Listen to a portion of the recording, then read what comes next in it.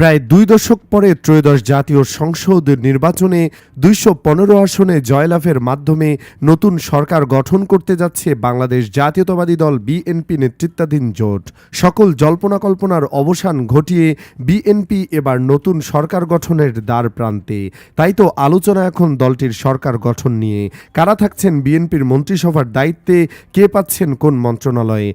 চলুন বিস্তারিত জানা যাক। সেই সাথে আপনিও মন্তব্যের ঘরে জানিয়ে দিন আপনি কাকে কোন মন্ত্রণালয়ে উপযুক্ত মনে করেন। প্রধানমন্ত্রী ও প্রতিরক্ষা মন্ত্রণালয়ের দায়িত্ব নিতে পারেন বিএনপি চেয়ারম্যান তারেক রহমান।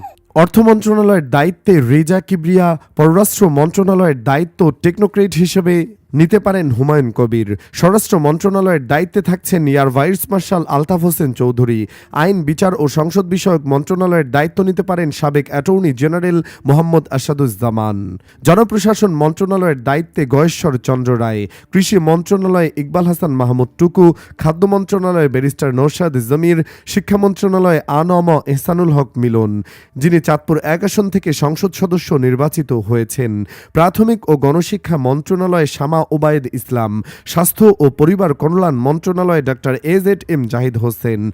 তথ্য ও সম্প্রচার মন্ত্রণালয়ে ডক্টর আব্দুল মঈন খান। এ.কে.এম ওয়াহিদুজ্জামান টেকনোক্রেট কোটায় পেতে পারেন ডাক, টেলিযোগাযোগ ও তথ্য প্রযুক্তি মন্ত্রণালয়ের দায়িত্ব। স্থানীয় সরকার, পল্লী উন্নয়ন ও সমবায় মন্ত্রণালয়ের দায়িত্ব নিতে পারেন রুহুল কুদ্দুস তালুকদার দুলু। পরিবার কল্যাণের দায়িত্ব নিতে পারেন ববি হাজ্জাজ। গৃহায়ন ও গণপূর্ত মন্ত্রণালয়ের দায়িত্ব নিতে পারেন ঢাকা ৮ আসনের বহুল আলোচিত সংসদ সদস্য মির্জা আব্বাস। শিল্প মন্ত্রণালয়ের দায়িত্ব নিতে পারেন আব্দুস সালাম পিন্টু। বাণিজ্য মন্ত্রণালয় আমির খুসরু মাহমুদ চৌধুরী। বিদ্যুৎ, জ্বালানি ও খনিজ সম্পদ মন্ত্রণালয়ের দায়িত্ব নিতে পারেন ডক্টর খন্দকার মোশাররফ হোসেন। পরিবেশ, বন ও জলবায়ু পরিবর্তন মন্ত্রণালয়ের দায়িত্ব নিতে পারেন ঢাকা ৯ আসনের বহুল আলোচিত সংসদ সদস্য হাবিবুর রশিদ হাবিব। বেসামরিক বিমান পরিবহন ও পর্যটন মন্ত্রণালয়ের দায়িত্ব বিএনপি মহাসচিব মির্জা ফখরুল ইসলাম আলমগীর নিতে পারেন। ভূমি মন্ত্রণালয় নিতাই রায় চৌধুরী। মৎস্য ও প্রাণী সম্পদ মন্ত্রণালয়ের দায়িত্বে থাকতে পারেন ইঞ্জিনিয়ার ইশাক হোসেন। যুব ও ক্রীড়া মন্ত্রণালয়ের দায়িত্ব নিতে পারেন সাফজয়ী অধিনায়ক আমিনুল হক। মাহাদি আমিন বিজ্ঞান ও প্রযুক্তি মন্ত্রণালয়ের দায়িত্ব নিতে পারেন। সমাজ কল্যাণ মন্ত্রণালয়ে আব্দুল আউয়াল মিন্টু। সেলিনা রহমান নিতে পারেন সংস্কৃতি মন্ত্রণালয়ের দায়িত্ব। ধর্ম বিষয়ক মন্ত্রণালয়ে কাজী শাহ মোফাজ্জল হোসেন কায়কোবাদ।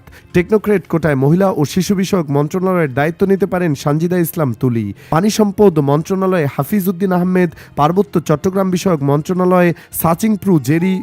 শ্রম ও কর্মসংস্থান মন্ত্রণালয়ের দায়িত্ব নিতে পারেন সাবেক ডাকসু ভিপি আমানুল্লাহ আমান।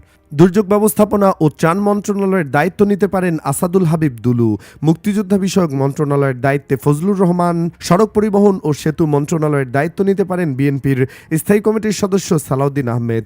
রেলপথ মন্ত্রণালয়ের হাবিবুর রহমান হাবিব। নৌপরিবহন মন্ত্রণালয়ের দায়িত্ব নিতে পারেন সাবেক ডাকসু ভিপি নুরুল হক নূর। প্রিয় দর্শক, আপনার মন্তব্য জানান কমেন্টে। কোন মন্ত্রণালয়ের জন্য কাকে উপযুক্ত মনে করেন।